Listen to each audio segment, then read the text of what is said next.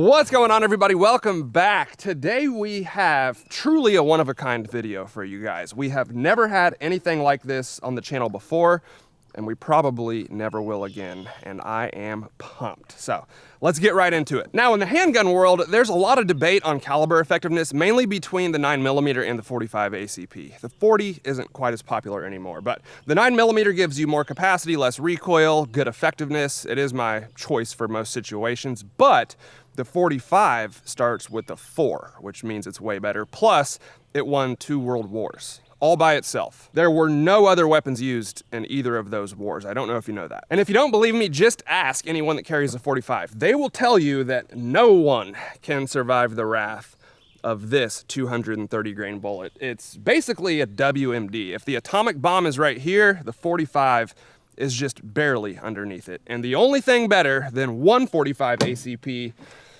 is 245 ACPs. This is the AF 2011 Dueler Double Barrel 1911. Now, before we get started, I want to thank American Precision Firearms for letting us try this beast. So this is actually an Arsenal Firearms creation. It was just improved by APF, and they are the ones that sent this out for us to play with. So go check them out. Everything they have is very high quality, super cool stuff. Most of it's actually very practical. This is definitely one of their crazier items, but just go check them out and you'll see what they do. So I'm sure everyone is familiar with 1911s and 2011 pistols. This basically works the same way, just double everything. It's got 2 magazines that are coupled together by the base plate. Both of these are 8+1, and if you look at that grip, that is by far the fattest handgun grip I've ever seen in my life. 2 barrels, 2 chambers, 2 ejection ports. I would say 2 slides, but that's basically just one big piece of metal, and it does have 2 triggers and the trigger guard as well, but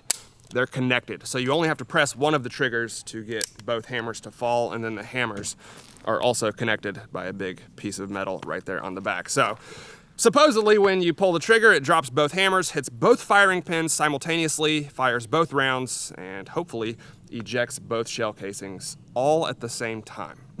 That's a lot of moving parts. Now again, it does shoot 245 ACPs at the same time. So the recoil impulse will probably be interesting. Reliability is unknown. I'm sure everyone's kind of skeptical. From what I've seen, these don't have the best reputation for reliability. Again, there's so many moving parts, everything has to be timed up perfectly, and even then, the ammo has to be consistent. So I won't be shocked if we get a couple malfunctions, but I'll be honest, with a handgun like this, I'm not expecting Glock reliability. This is not something I would use for home defense or concealed carry.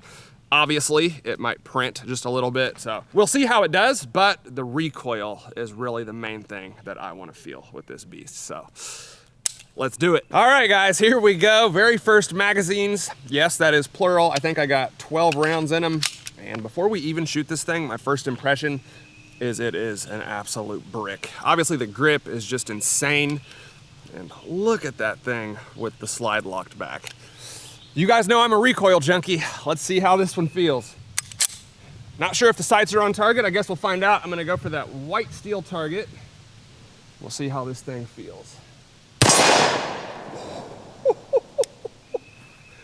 Yeah!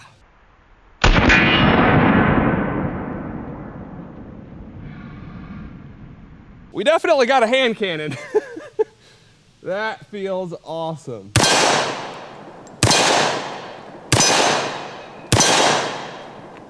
Whew. What an absolute beast. Okay, it cycled the first 10 or 12 rounds absolutely perfect. No malfunctions, and it locked the slide back. That thing is a beast. It feels exactly like you would think 245 ACPs would feel. Definitely has a lot of recoil, but it's not like unmanageable. It's kind of slow and smooth and just rolls back like a regular 1911 does. It just has double the recoil. Let's shoot it again. By the way, each magazine is 8+1, but because it shoots 245s at once, I'm just loading like 10 to 12 rounds at a time, so. Couple more mags, let's do it.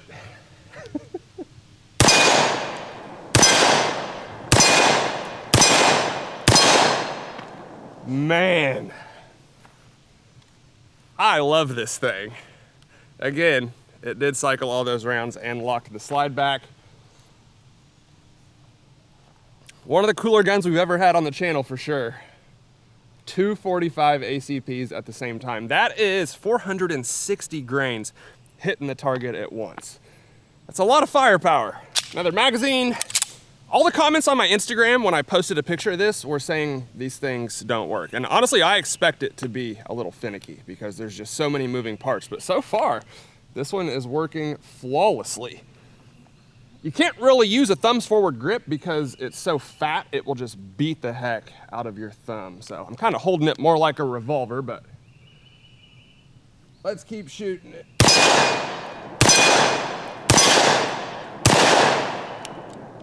There we go. Of course, right when I said something about reliability, we've got a malfunction. It looks like it just failed to go into battery. And I felt the slide kind of clunky on some previous shots as well. You know, that just feels like weak recoil springs because it cycled the spent shell casings and picked up 2 new rounds. It just didn't go all the way home. There we go. I think I got them chambered. Yeah. So with a gun like this, obviously you need double the spring pressure to get those rounds in the chamber because you've got 2 magazines, 2 chambers, 2 barrels, and 1911s can be kind of finicky as it is. So with something like this, you need all the help you can get. Now I showed you the factory magazines that are coupled together with a base plate. I'm not even sure if that malfunction was magazine related, honestly. To me, it just felt like springs. But here I have 2 Wilson Combat mags. These are widely considered to be some of the best 1911 mags you can get. I've duct taped them together so they don't fall out of the magazine well. I want to see if these give us better reliability. Usually reliability issues can be solved with trial and error, so. Let's try some Wilson Combat mags. I'll go for that blue steel target. Okay. Man, it's like 1 millimeter out of battery. Oh, it looks like it went all the way home as I was saying that. Again, just barely out of battery, which to me looks like springs, honestly.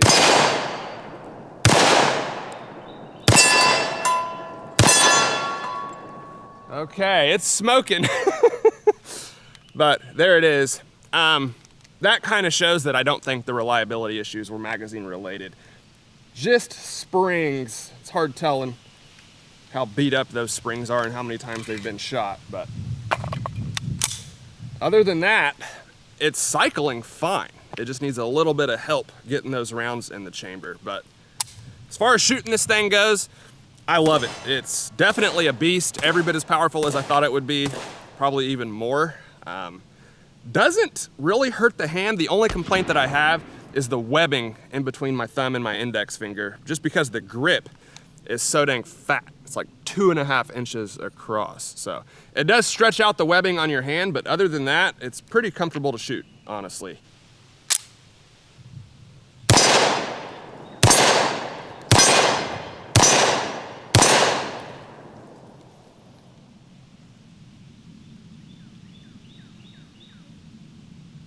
Now, one thing I'm curious about is the spread of these 2 bullets as they come out of the barrel. I want to see if we can put 2 45s on that tiny little red target. It's probably 5 or 6 inches across, and we're at least 10 yards away, so. Not a big target, that's for sure. Let's see if we can get them both on there. Yes, and there's our 2 bullet impacts. You can see they're, I would say, 1 inch in between those 2 bullets. Maybe from center to center it's like 1.5 inches, but they stayed pretty close together even at 10 or 15 yards away. And obviously with a gun like this, that is a concern because anytime you send multiple projectiles downrange, you want to be sure that they're all going to hit the target. But it looks like out of this one, they stayed pretty close together, like 1 inch apart at the most. Pretty cool. Okay guys, with a double barrel pistol like this, one thing I'm sure everyone is very curious about is how these bullets spread at different distances. So we're gonna test it out. I have a cardboard target here. I'll probably staple a piece of paper to it as well. And we're gonna see how they spread apart as we back up.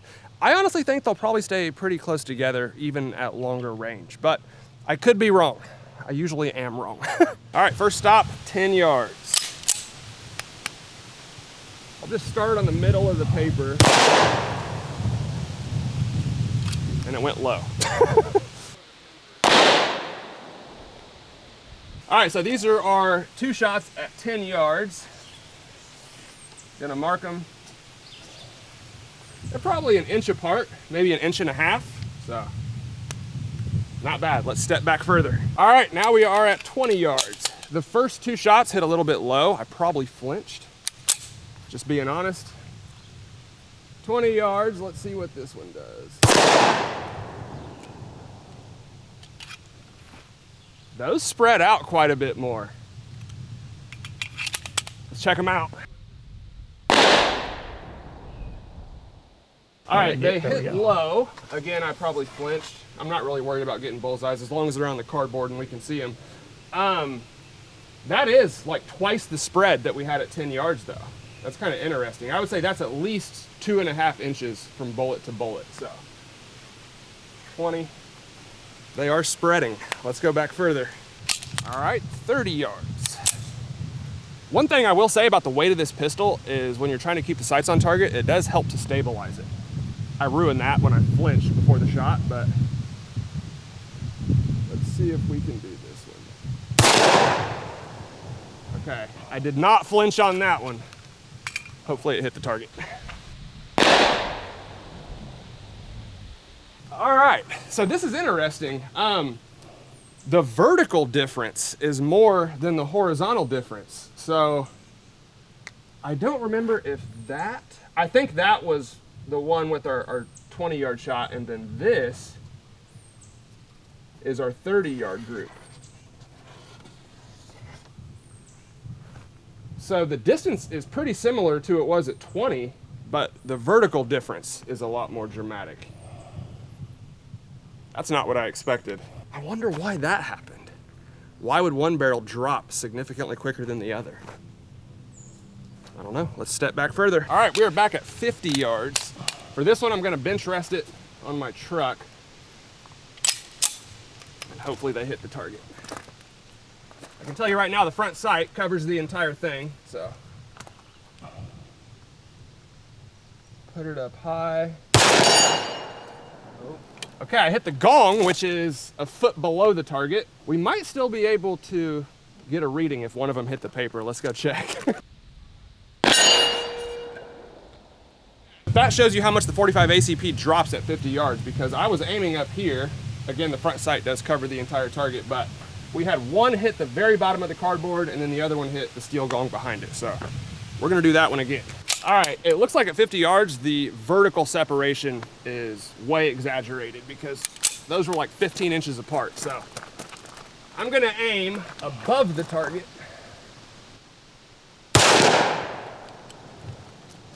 That one felt good. Let's go check it out.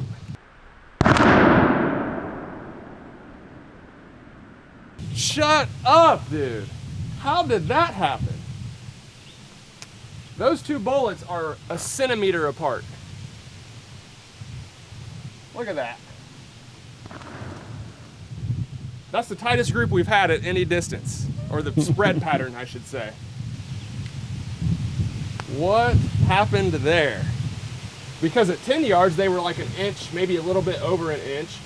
That bullet hole down there was from the first time we shot at 50, where they were 15 inches apart, and the other one hit the gong, and then from the exact same distance, we have half-inch spread between those 2 rounds.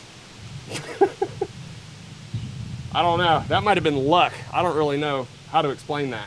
I feel like I need to do that again. That can't be right. That seems like something weird happened. All right, I feel those last 2 were a fluke, so we're gonna try it again at 50 yards and see what happens. I really gotta aim way above the target.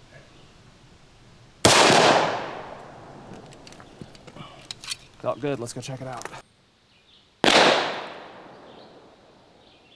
All right, well, at 50 yards, we have an 1.5 inches between those 2 bullets. Can they see that? That is crazy. So at 20, we had 2 inches. At 30, we probably had 2.5, 3 inches. And then at 50, we've got an 1.5 inches at the most. So I guess the result is it's inconsistent. Yeah, it doesn't look like it spreads the further you go. It just looks like it's kind of a roll of the dice on how much they're gonna spread. At first I thought maybe I was canting the pistol when I was shooting, which would explain the vertical gap, but I'm definitely not when I'm bench resting it. And they're still offset just a little bit, but yeah, there's the result. Not what I expected at all. Hey guys, I'm jumping in here from the edit. Everyone in the house is sleeping, so I'm trying to be quiet. But as I'm watching this part of the video, I think I figured out what's causing the inconsistent separation at these different distances, and that's the ammo. I don't know how I didn't think of this when I was filming the video, but with a regular handgun that has one barrel, obviously there could be, you know, a 50 feet per second difference between two rounds, and you probably wouldn't even notice it. With a double barrel, firing both barrels at the same time, a few feet per second could dramatically affect the point of impact. So when we had a 1-inch spread at 50 yards and then a 3-inch spread at 20 or 30 yards, which obviously sounds backwards, I think it's most likely an inconsistency in ammo. If the ammo was always perfect, I think those bullets would have probably stayed closer together all the way out to 50. Just my opinion, let me know what you think. All right guys, with a double barrel pistol, of course we have to try and hit 2 targets at the same time. Now the bullets don't spread very much, which is a good thing. So to make this happen, we got to use small targets. I'm gonna try coconuts. I think I'm actually gonna stagger them and put one kind of close and the other one a little further back, just so they can be closer together. I'm gonna try to put my front sight right there. See if we can take them both out with one shot. All right, we got 2 45 ACPs. Again, I did stagger the coconuts a little bit. One's further back, just so they're closer together. See if we can hit 2 targets with one shot.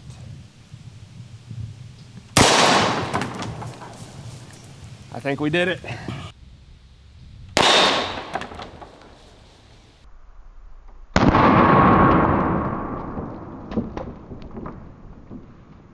All right, we're gonna watch the slow-mo footage here. We barely got that one in the back, grazed the top of it, but we did it. Counts. Nice.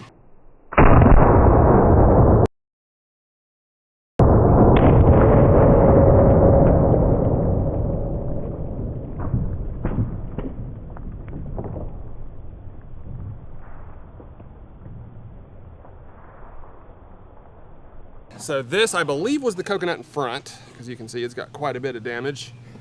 And then the one in the back, we just barely grazed the top of it, but it is dead. You can hit 2 targets with one shot. They just gotta be small targets and they gotta be really close together. All right guys, before we get out of here, I wanna see how effective 2 45 ACPs would be if they hit a soft target at the exact same time. I'm actually waiting on some ballistic dummies to get here, and once they come in, we will do another video with those. But today, we are gonna test this in ballistic shell. I have a 16-inch, 10% clear ballistic shell block on the table. I might put a couple water jugs behind it as well, just in case they overpenetrate, but this should be pretty cool to see 2 45s go into that gel block at the exact same time. And for this one, of course, we're not gonna use just regular ball ammo. These are 230 grain plus P 45 ACP hollow points. Definitely the most powerful rounds that we've shot all day. Let's see what they do. Just gonna hold my sight at the top.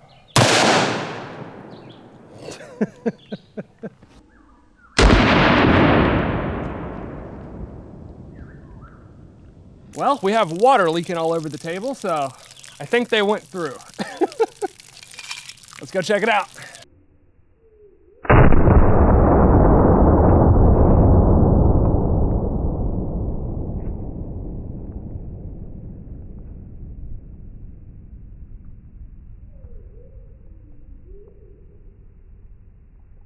Well, it's no secret that the 45 ACP is a very effective caliber, and on the slow-mo camera, you could see the temporary wound cavity from 2 of those bullets hitting the ballistic shell at the exact same time. Not a good day for whoever is on the receiving end of that. But if you look at the front of the gel block, you can see our 2 entrance holes right next to each other. I was like 5 yards away, so they didn't spread out very much at all. And again, on the slow-mo camera, you can see how big those wound cavities were. In the ballistics gel, it's interesting. So those 2 bullets went into the gel, and as they went further down the gel block, they almost got closer together. So by the time they exited, they were even closer than when they went in, and that is our hole on the first water jug. It looked like one of them just bounced off the second water jug and ended up on the ground somewhere, and then I'm not sure where the other one went, but they definitely expanded. And there's the hollow point that we saw on the slow-mo camera tumbling through the air after it bounced off the second water jug, which tells me it was probably almost stopped by the time it went through that water, because it didn't even make it into the second one. But there it is, expanded perfectly, performed perfectly, and that is a big old projectile after it expanded. All right, I got a little further back. Now I want to try these 185 grain Remington high terminal performance hollow points. They are lighter weight, also going a little bit faster, and hopefully they'll spread out a little bit more before they hit the target. I didn't plan on this, but we've got room in the ballistic shell, so why not?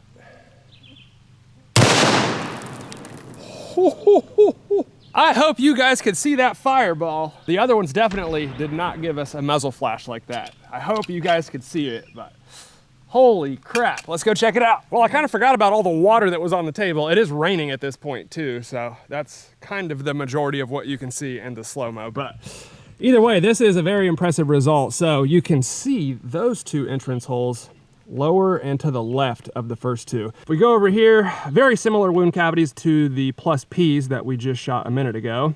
The slow-mo looked similar as well, but these did not pass all the way through. So you can see both of those bullets came to a stop, probably 15.5 inches into the gel block. Didn't have a whole lot left to go, but there they are. They did not pass all the way through. Again, lighter weight bullet, going faster. They are typically going to penetrate a little bit less, and that's what we saw there. But man, both of those results were absolutely devastating. 245 ACPs hitting a soft target at the exact same time is, I would say, twice as effective as 145, which we all know is already an extremely effective handgun caliber. So unless you're getting into really big stuff like Desert Eagles or big bore revolver calibers, this is about effective as a semi-automatic handgun can get. This thing is a beast. And there it is, guys, the AF Dueler 2011 from American Precision Firearms. Again, I want to thank them for sending this out for us to try. Without them, I would probably never have the chance to film with something like this. So I really appreciate their support. Now I gotta be honest, I shot the absolute crap out of this thing today, probably 400 or 500 rounds at least, and I expected there to be just unlimited issues because everyone knows these pistols can be a little bit finicky. And we did have a couple stoppages, but really the only issue we consistently had was sometimes the slide would just barely not go all the way into battery, which I think that could easily be fixed with stiffer springs. But as far as feeding, ejection, extraction, primer strike, stuff like that, I think it actually ran pretty dang well, all things considered. Of course, I would never recommend a pistol like this for serious use or self-defense or nothing like that. That's not what it's made for. It's definitely more of a range toy and just one of them things to have because why not? And as far as that goes, just playing around, it's about as fun as a handgun can get. Sending 245 ACPs downrange at the same time is pretty dang cool, I'm not gonna lie. So I hope y'all enjoyed the video, or at least found it entertaining. If you did, let me know down in the comments below. Again, I wanna thank American Precision Firearms for letting us try this bad boy today. I really appreciate them. And yeah, hope it was as fun for y'all as it was for me. If you did like the video, please let me know down in the comments below. As always, hit that like button for me, guys. I would really appreciate it. Thank you all for watching, and I'll see you next time. Pew, pew, pew.